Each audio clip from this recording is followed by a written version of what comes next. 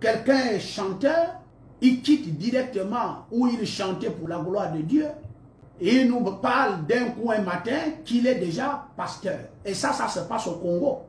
Non seulement au Congo, mais dans le monde entier. Quelqu'un est laïque. D'un bon matin, on nous apprend qu'il est déjà pasteur.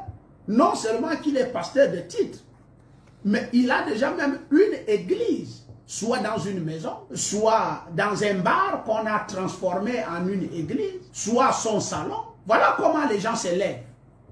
Est-ce que vous avez droit d'aller vous asseoir à un endroit où quelqu'un s'est levé de lui-même alors que vous avez l'averti? C'est parce que quand vous allez mourir, quand vous allez périr, vous n'allez pas périr parce que Jésus ne vous a pas alerté, qui ne vous a pas averti. Vous allez périr parce que vous avez voulu périr et parce que vous ne voulez pas faire attention à sa parole et parce que aussi vous ne voulez pas faire attention aux gens qui ont comme nous pour vous avertir. Je souligne d'abord que Dieu n'a jamais utilisé d'après lui deux prophètes. Tenez d'abord tranquille et retenez ça.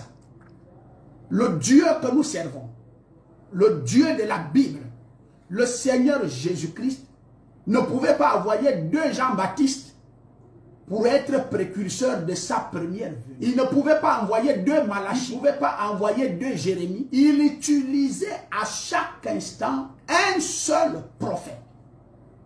Et dès qu'il termine avec ce prophète, après quelque temps, il fait la relève de notre prophète. Mais alors que nous vivons ce que Jésus, et vous êtes en train de prêcher Jésus, vous dites que vous prêchez Jésus, mais vous n'avez pas l'intelligence ou le Saint-Esprit ne vous assiste pas pour aller voir ce que Jésus a prévu et prédit pour les temps de la fin. Vous concernant, vous les prophètes, les joints. Frère Branham dit, et je le crois, que Dieu n'utilise pas deux hommes dans une ville. Si jamais il y a deux hommes dans une ville, il y aura une confusion. C'est le frère Branham qui le dit.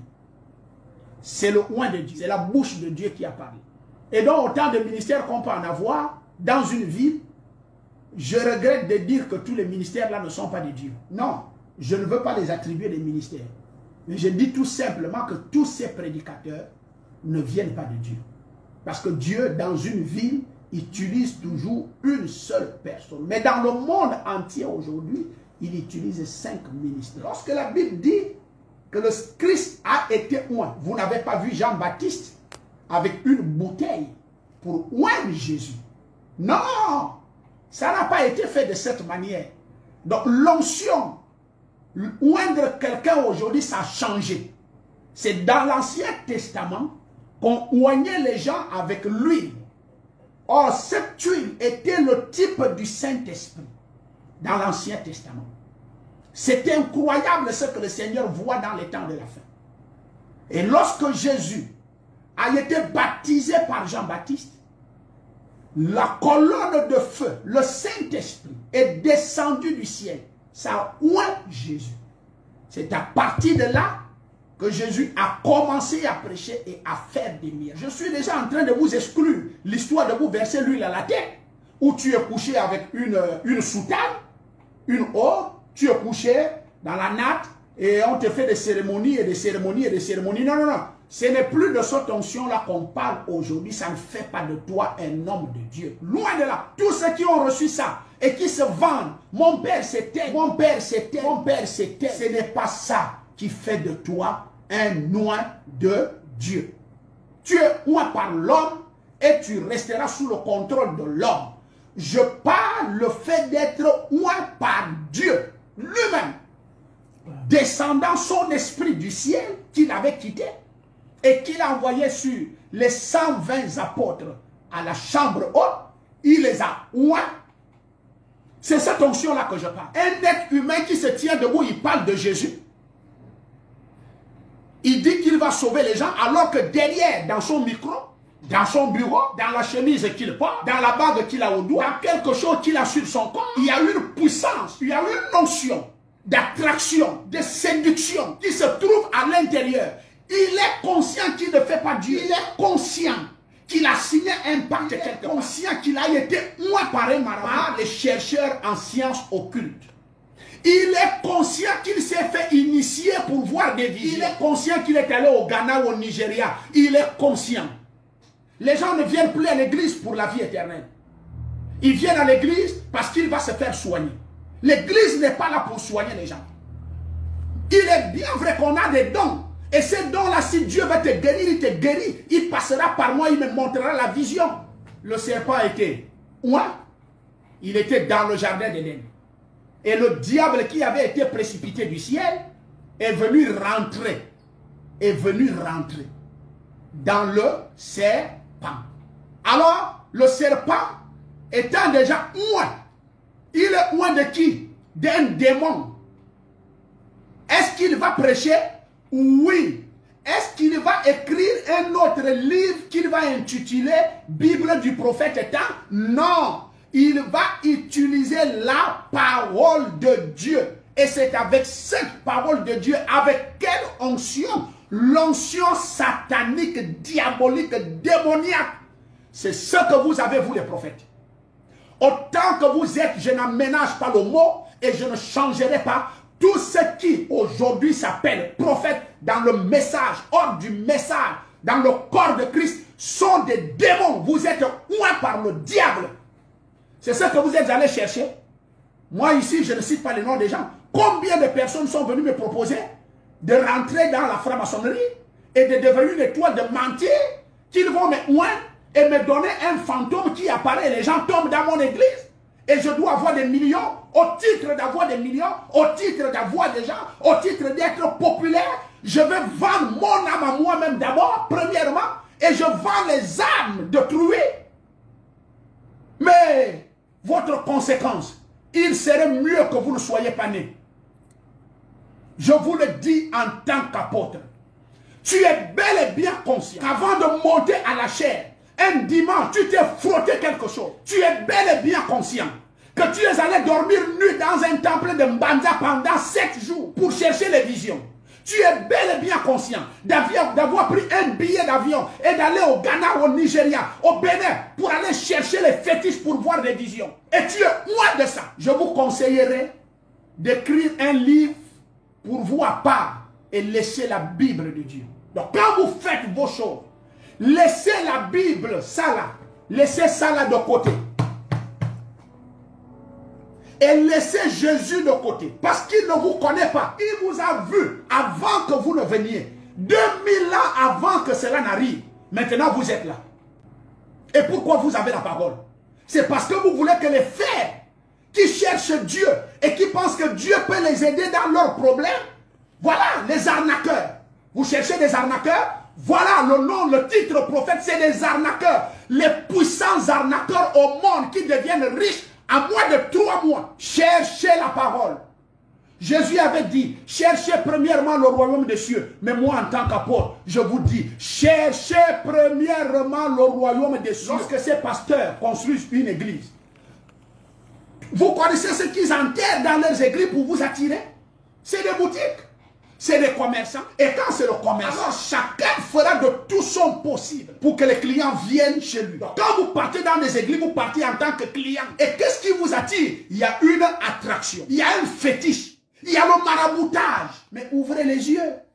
Ouvrez les yeux. La Bible est partagée dans le monde entier. La Bible est vendue moins cher dans le monde entier. On en fait des dons de Bible partout dans le monde entier. Pourquoi vous ne lisez pas la Bible? Ceux qui vous ont, c'est là où tu es allé te faire initier dans le bouti. Ceux qui t'ont, c'est là où tu es allé sucer les mamelles de la femme là au Ghana. C'est ça l'onction que vous avez. Vous êtes loin. Et il faut aller renouveler ça à tout moment.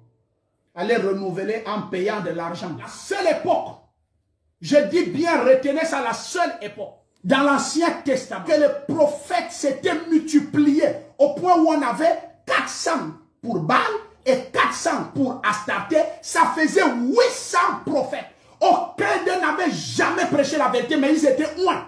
Ils prophétisaient. Mais ces prophètes-là, tous, n'avaient pas été envoyés par Dieu. Ils ont été formés, s'il vous plaît, par la fille étrangère d'un roi étranger. Le roi égyptien, le roi sorcier, le roi démon, le roi Satan. Jésus dit, la moisson est grande. Il y a peu d'ouvriers. Je ne veux pas que quelqu'un se lève Je ne veux pas qu'on le forme. Priez le maître de la moisson. Et il enverra dans sa moisson ses ouvriers. Akab, Jézabel, dès qu'elle est venue en Israël, la première idée qu'il a eue, il dit, yo, il faut que j'ouvre des écoles. Voilà les écoles là que vous avez. Les écoles théologiques pour former des ratés. Une société des ratés. Une bande des ratés. Même la maîtrise des ABC de la Bible, vous n'en avez pas. Moi, je vous lance un défi. Pierre n'avait pas fait ses écoles. Lorsque Moïse est né et qu'il a fait tout ce qu'il a fait, Dieu l'a envoyé dans le désert aller balayer tout ça. Je connais un certain Saul. Arrivé dans le désert, Dieu a balayé tout ça. Il dit ce que j'ai appris et reçu. J'ai considéré ça comme de la boue. Ce que j'ai maintenant, je n'ai ni appris ni reçu de quelqu'un. Mais c'est m'est venu du ciel. Un don divin. Donc l'onction que Paul avait reçue, quand Dieu l'a dit, tu ne t'appelles plus Saül Saul, tu t'appelles maintenant Paul. Il avait rencontré la colonne de feu et il a été oint. Qui t'a oint? Le marabout. Qui t'a oint? La science occulte. Qui t'a oint? Et pourquoi vous venez dans l'église? Pourquoi vous tuez l'église? Paul dit, est-ce que je peux prendre la chicotte pour commencer à aller d'église en église, fouetter les gens comme Jésus l'avait fait, les faire sortir? Pour vous montrer que vous êtes en train d'aller vers la mort. Moi, dans mon quartier là-bas, il y a quelqu'un qui les initie chaque année, les pasteurs. Les pasteurs s'initient pour voir des visions, pour épater les gens dans des églises. Prophète, docteur. Donc, en même temps, tu as un message de prophète. Et comme les docteurs positionnent les enseignements des prophètes, toi-même, tu positionnes encore ton message. Seigneur Jésus. Même le chien qu'on élève au village ne peut même pas dire amen à ça. Ne peut même pas croire ça. Le canard du village ne peut pas dire amen à ça. Ça m'étonne que des intellectuels, des universitaires sont dans vos églises. C'est ce qui est incroyable. Donc la séduction, c'est vraiment quelque chose, si c'est ce qui a emporté Ève jusqu'à faire un enfant. Vous allez finir ici dans ce Gabon-là devant moi. Même tuer, vous ne pouvez pas me tuer. Vous n'arriverez pas. Je suis envoyé par Dieu pour délivrer les Gabonais de la fausseté dans laquelle vous les avez. Allez-y travailler avec ceux qui vous ont donné ces choses-là. Le corps de Christ, l'église de Dieu, pour lequel Jésus est mort. Un être humain a vendu sa vie, a donné sa vie. Et par derrière, vous êtes dans des compromis avec ça. La colère de Dieu est sur vous. C'est pourquoi vous êtes en train de mourir. Si vous ne vous repentez pas, je vous assure, d'ici 4 ou 5 ans, vous allez connaître ça. Un à un, vous allez partir. Parce que le temps est à la fin. Et vous avez les brebis de Dieu dans vos églises. Pour que l'île les délivre. Pour que l'île les délivre. Parce que Dieu a dit à Élie, j'ai 7000 âmes dans ces églises-là. Ils ne pouvaient pas sortir de là tant que les prophètes la vivaient. Vous allez mourir un à un, jusqu'à ce que le peuple gabonais va se rendre compte que le vampire, la sorcellerie, la démonologie, domaine spirituel et physique est maintenant dans l'église. Que celui qui a des oreilles entende ce que l'Esprit de Dieu, au travers de ma bouche, a dit aujourd'hui. Que le Seigneur vous bénisse et qu'il vous éclaire.